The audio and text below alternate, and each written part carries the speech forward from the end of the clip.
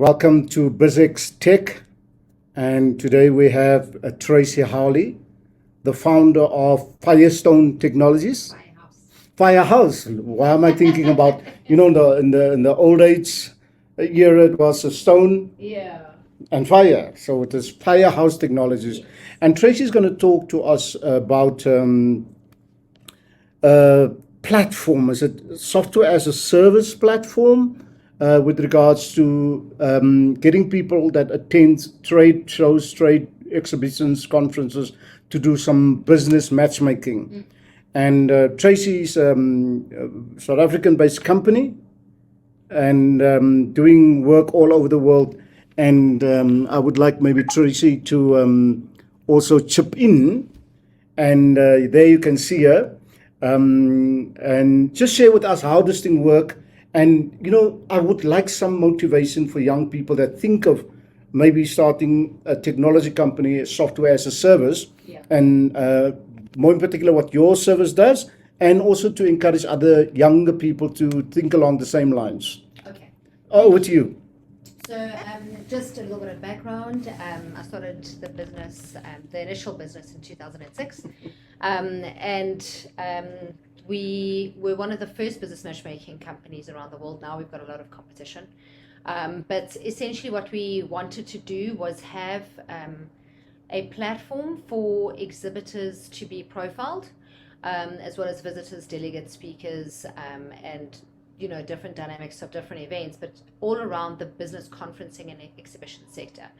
So it allows exhibitors that are paying a lot for a stand to, instead of sitting reactively and hoping for the right visitor to come past their stand, they have ability in the pre-show to log onto a platform and find the right buyers that they actually want to target. So it changes it from a reactive approach on the stand to a proactive approach. So the platform actually goes live 4 weeks, mostly 4 weeks ahead of the event. And they are then given access to log on, look at other companies that are attending, send out meeting requests, and then the invitee accepts or declines those meetings. So by the time the event's happening, people have already got meetings scheduled, and the right buyers are coming to the right stands to view those products. They've already accepted those meetings. They understand that they see value in the product, and they pitch up, and the business goes to a different level quite quickly. So that's one way of doing it. The other way is big events like Mining in Durban, which we run, where you've got 5,000, 6,000 delegates walking around the halls. They don't have anywhere to meet, so the matchmaking is even more critical for them. So in the pre-show, again, they're reaching out to one another and scheduling those meetings, and then those meetings happen at a meeting table at a given time, date and time, and we pre-manage all of those meeting locations. So we could manage a matchmaking lounge of 50 tables that are changing over every half an hour, with 100 plus meetings that are happening every half an hour. So it becomes a very powerful part of attending conferencing, which is all about networking. It's all about meeting the right people at these events. That's actually what these events are all about. Yeah.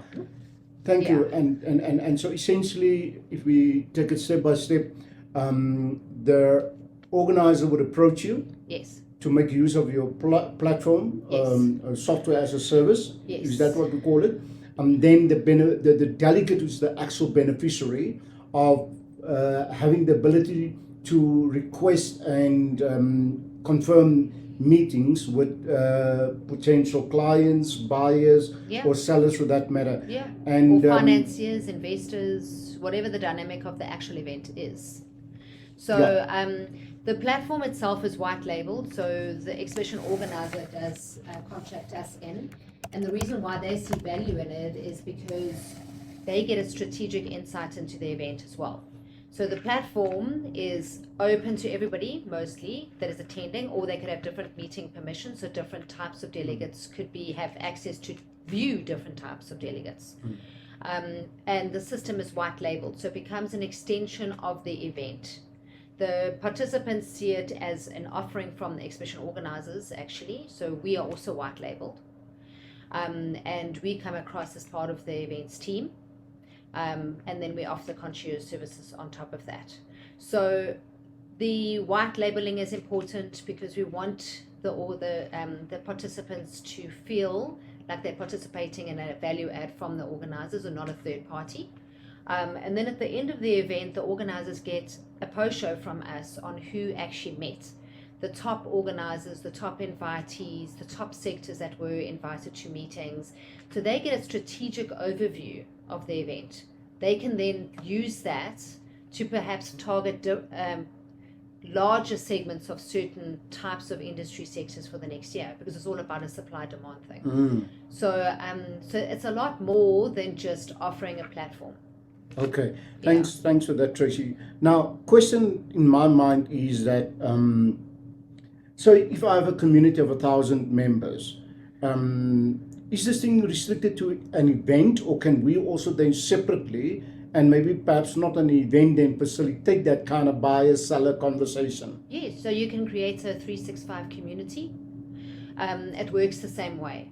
So essentially with an event, you will have people registering to attend the event like we're doing here. So trade visitors have registered, they go straight into the platform as soon as they've registered. So does an exhibitor, they go straight into the platform. Their registration form becomes their profile, actually.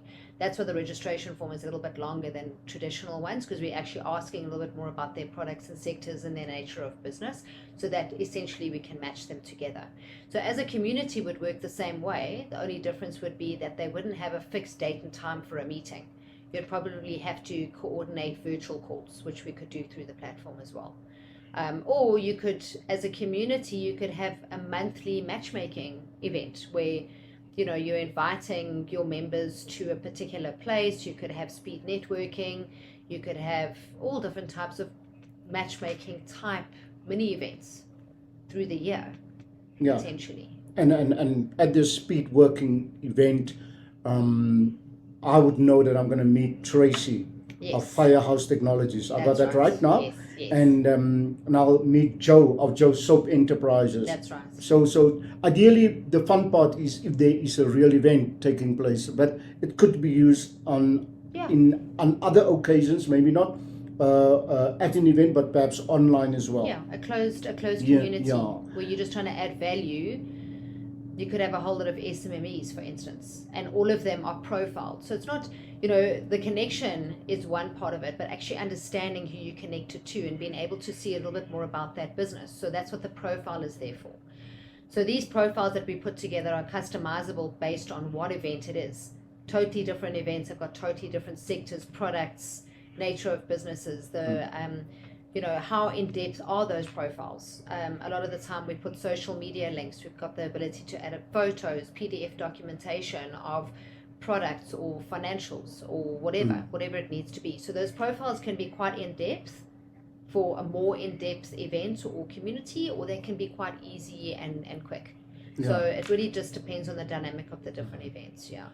Thank you. So just as a wrap-up statement, Tracy, what would you say to somebody planning a business event or any other event for that matter, as to why they should use your technology called business matchmaking with a TM next to it?